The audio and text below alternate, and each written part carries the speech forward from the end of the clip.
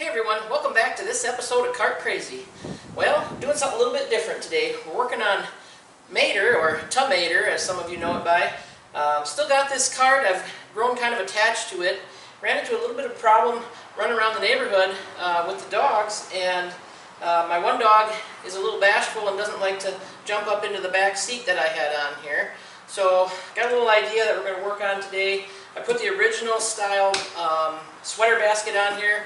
My little dog likes to ride in here, excuse me, and my bigger 55-pound dog likes to ride on the front floorboard. The only problem with that is when my wife likes to ride along, there isn't enough room for everybody in the front. So, because he's too shy to jump up in the back seat kit that I had on here, I took that off, and I've got an idea today of doing some welding and fabricating and building kind of his own little perch, I guess, to sit on, if you will. So, come along for the ride.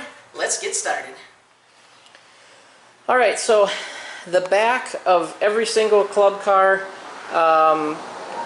basically Precedent, Onward, Tempo from 2004 on, all have this exact same back end. So it doesn't matter if we go down and buy a 2021 right now, it's still going to look exactly the same in the back. So if I build a rack, that's my intention here, for Cooper to ride in. There he is. See, he's excited about it.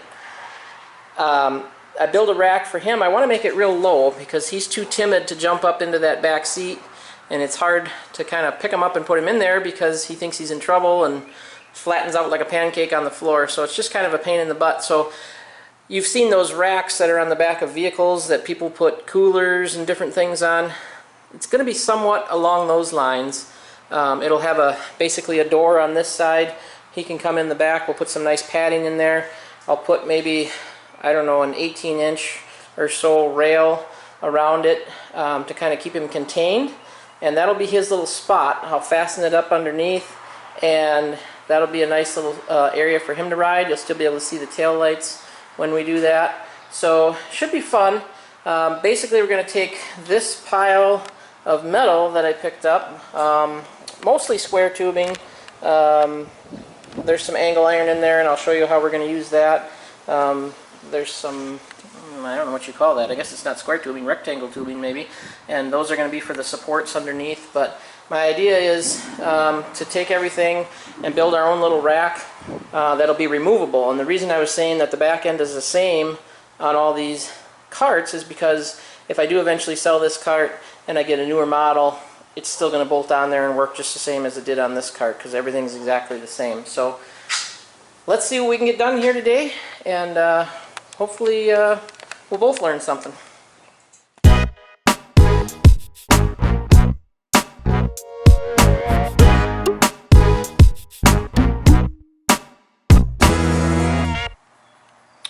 Alright, there you go. A couple quick cuts with the miter saw, and we've got the base of our doggy.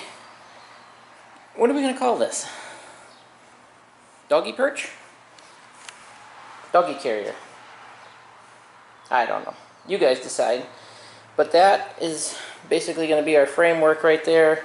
And then what I'll do is I'll work from there, and I'll build the fencing around it, if you will. And there'll be a door on this end.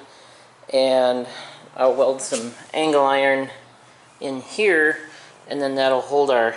I'll probably do a plywood base. Just because the wire mesh is too hard on the dog's feet, obviously, and although there is going to be a pad in there, so I'm not sure yet. We'll decide that maybe a little later on, but this is our starting point.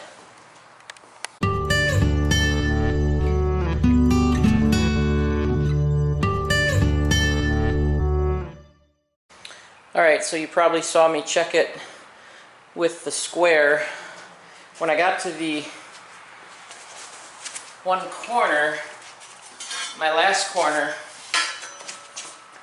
you can see I'm a little off here, but I went by my magnet instead of checking it with the square. So it is a little off a square, and what it needs to do, it actually needs to line up with this corner better. So that's why I'm only tacking it right now, because that way I can grind these off quick and straighten that up.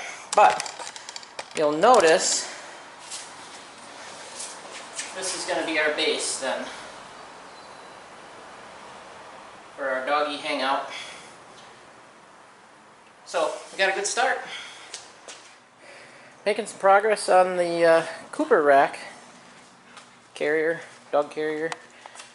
This is going to be my gate. That's going to go on the end right here. That'll swing out to let Cooper jump in the back. Got my cross braces, just getting ready to put those in.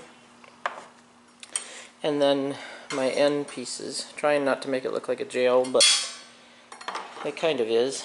And then this side will be open because this will be up against the cart, so that's fine. Okay, so I've got everything pretty much tacked. This is going to be the door. I still need to figure out what I'm going to do for a floor. I'm thinking probably plywood. Got it on the other side, and just a cross beam in here. I may add extras in here just because the gaps are pretty big. Not that he's going to try to get out, but so far so good. Making more progress. Got it mounted on the 17, which I plan on keeping, and I don't have it level yet. I'm going to level my supports. I'm just kind of mocking it up here so I can see, and of course it's going to have the door so Cooper can jump in there. I'm going to put a latch on there, and I did get a piece of plywood for the floor, so he'll have basically all this room to roam around in. I'll put probably a nice cushion or like a dog bed or something in there. But yeah, keep chugging along here. Got quite a bit done off camera. Got the braces. This is actually upside down right now, so this is where it'll bolt into the bag well, and my gate is on this side. I've got my pieces on here so that when I drop my plywood in, it won't fall all the way through. So we'll get some more welding done.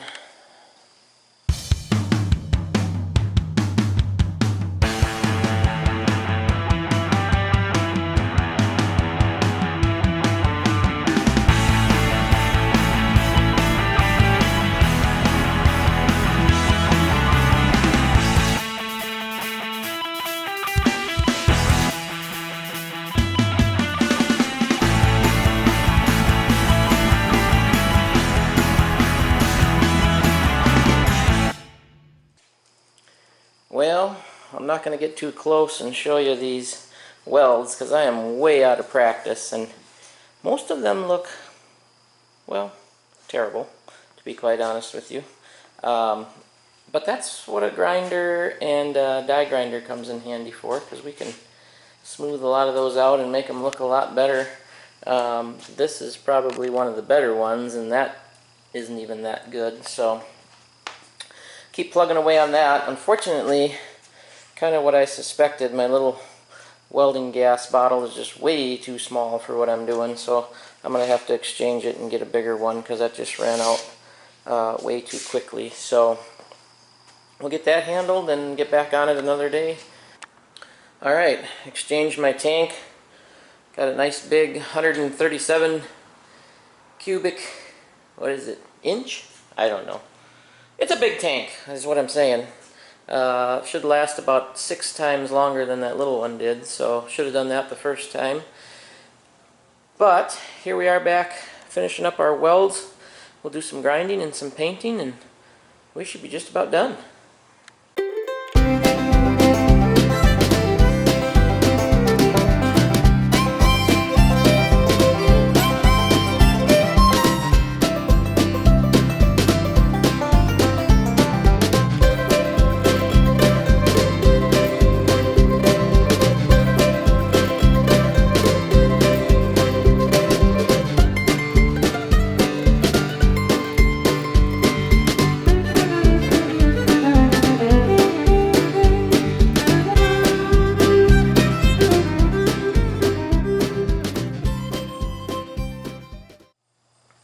Alright, I figured I better get some of this on film so y'all can see.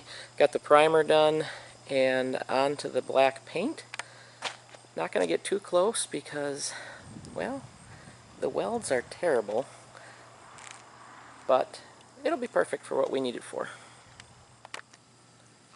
Well, here we go. It's painted for the most part. Probably some spots I need to touch up yet, but I used the Rust-Oleum textured in black, and some of you might be saying, Jeff, why are you using that? Do you like the texture? Does it work good? Does it spray? You know, does it go on real good? The answer is none of that, actually. I went in the garage and looked, and it was what I had the most of, so that's what we used.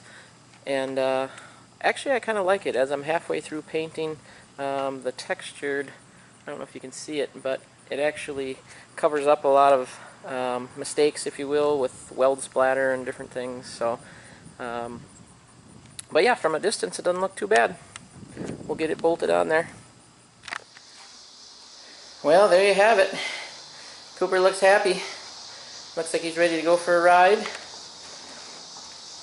Somewhat finished product. I didn't completely paint the bottom, probably because it's just plywood, and I'll more than likely have some kind of cushion in there for him. But off camera, I did add this brace that goes across there just to keep him a little more in that area. He was wanting to climb up into this bag well and sit there, and I like to go fast and then slow, and it just didn't seem real stable to be in there. So, plus after all the work I put into that, obviously I want him to be using that and not sitting in the back of the golf cart. If I would have wanted to do that, I could have just set him in there, but it didn't look real comfortable and it didn't look real safe, so I just put that bar across there, and he's chomping at the bit to go for a ride. So that's what we're going to do. But thanks for watching this episode of Kart Crazy. I know it's a little different than what you're used to, but hopefully you enjoyed it. If you'd like to see more content like this, just put it in the comments below, and we'll see you next time.